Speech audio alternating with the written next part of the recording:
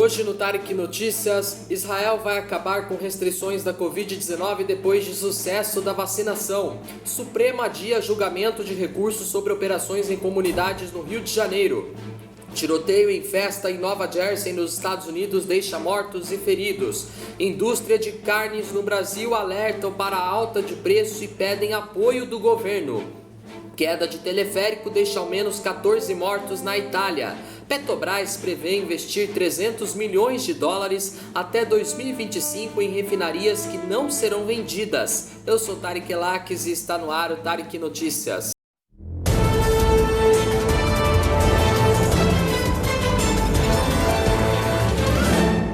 Israel vai encerrar restrições locais para conter a Covid-19 depois de um programa bem-sucedido de vacinação ter quase eliminado novas infecções, segundo disse o Ministério da Saúde do país ontem. Com a maioria da população tendo recebido a vacina Pfizer e BioNTech e cerca de 92% daqueles com 50 anos ou mais tendo sido inoculados ou se recuperado, Israel tem gradualmente reaberto sua economia depois de 3 bloqueios. O país relatou apenas 12 novos casos do vírus, abaixo de um pico diário de mais de 10 mil em janeiro. Restrições em atividades de alto risco e limites de quantas pessoas podem se reunir em uma área específica ainda vigoram, com um passe verde emitido pelo governo que indica imunidade pós-vacinação ou recuperação da Covid-19, permitindo maior liberdade.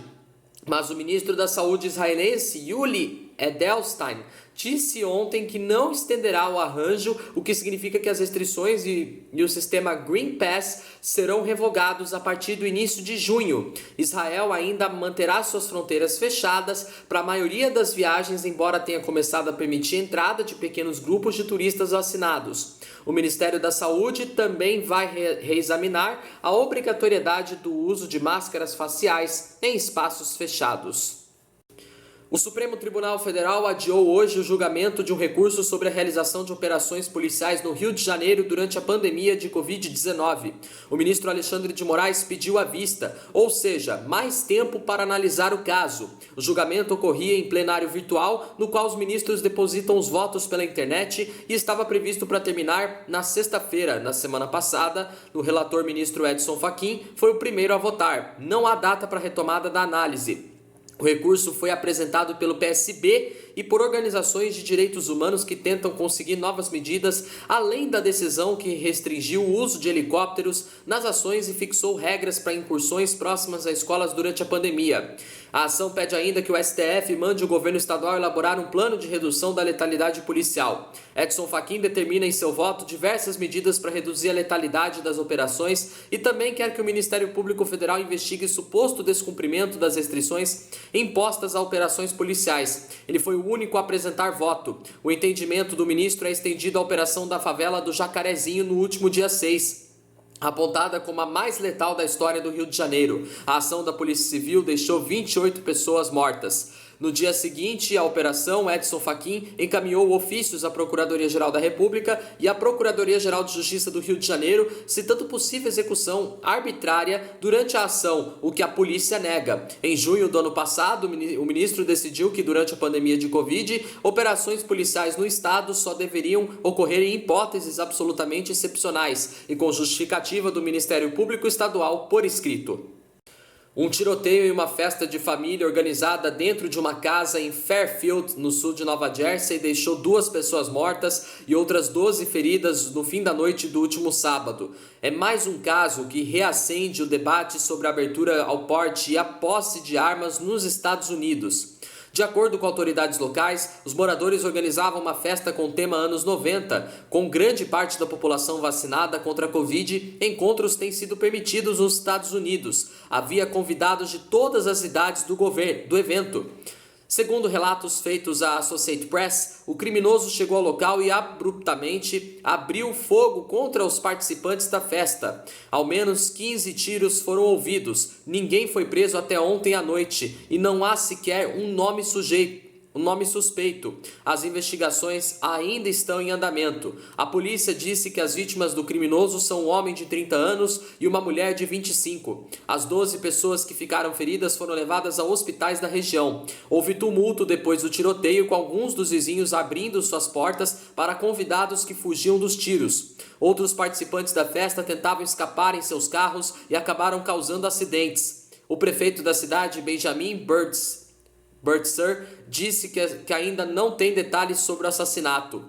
O presidente americano Joe Biden anunciou em abril uma série de medidas de controle contra o que ele classificou como uma epidemia de violência com armas de fogo nos Estados Unidos.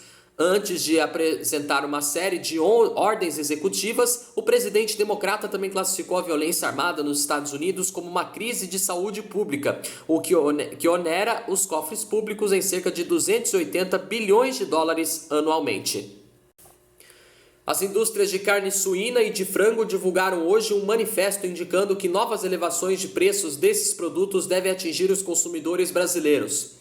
A alta ocorre devido ao repasse de custos com matérias-primas como soja e milho. A Associação Brasileira de Proteína Animal informou em nota que o milho e a soja, insumos básicos que compõem 70% dos custos de produção, subiram respectivamente mais de 100% e 60% em relação ao mesmo período do ano passado, o que aperta margens e traz problemas financeiros para as empresas.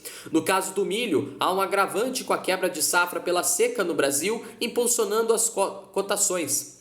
Em nota, a Associação Brasileira de Proteína Animal destacou ainda a importância de novas desonerações tributárias e a implementação de medidas técnicas que viabilizem importações de insumos com menores custos.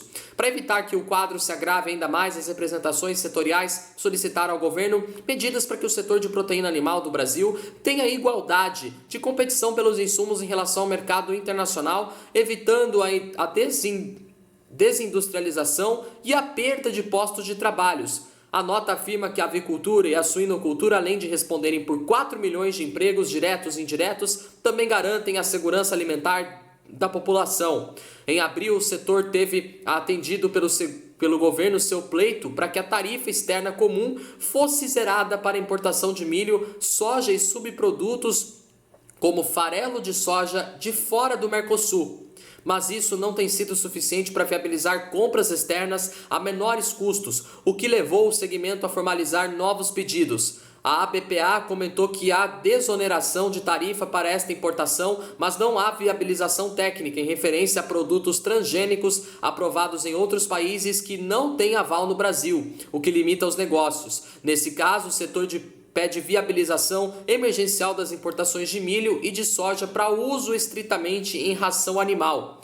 A associação ainda quer a suspensão do imposto adicional ao frete para renovação da Marinha Mercante sobre a importação de insumos de países não integrantes do Mercosul. Também encaminhou solicitação para suspensão temporária de cobrança de PIS e COFINS para importações provenientes de países extra-Mercosul para empresas que não conseguem realizar drawback. O segmento quer ainda suspensão temporária da cobrança de PIS e COFINS sobre os fretes realizados no mercado interno e reforçou a necessidade de criação de sistema oficial de informação antecipada sobre exportações futuras de grãos, assim como ocorre em outros países, para dar mais transparência ao mercado de insumos, evitando situações especulativas como a atual. Um teleférico caiu e deixou ao menos 14 mortos na Itália ontem, segundo informaram autoridades do país. 2 crianças ficaram feridas. O acidente ocorreu perto do pico do Monte Marrone, que dá vista para o Lago Maggiore, famoso ponto turístico no noroeste italiano. Segundo a rede britânica BBC, as 2 crianças de 5 e 9 anos gravemente feridas foram levadas de helicóptero ao hospital em Turim. A de 9 anos não resistiu aos ferimentos. A de 5 anos chegou consciente e passa por cirurgia para tratar fraturas múltiplas. Inicialmente, a informação era de que havia 11 pessoas no teleférico, mas depois a agência de notícias americana Associated Press informou que equipes de resgate continuavam revistando a área por causa de indicações de que poderia haver até 15 pessoas no veículo, segundo disse um porta-voz do Serviço Italiano de Resgate Alpino. A causa do acidente ainda não foi determinada, mas relatos sociais apontam que o cabo do teleférico pode ter falhado a cerca de 300 metros do topo do monte, que tem 1.491 metros de altura.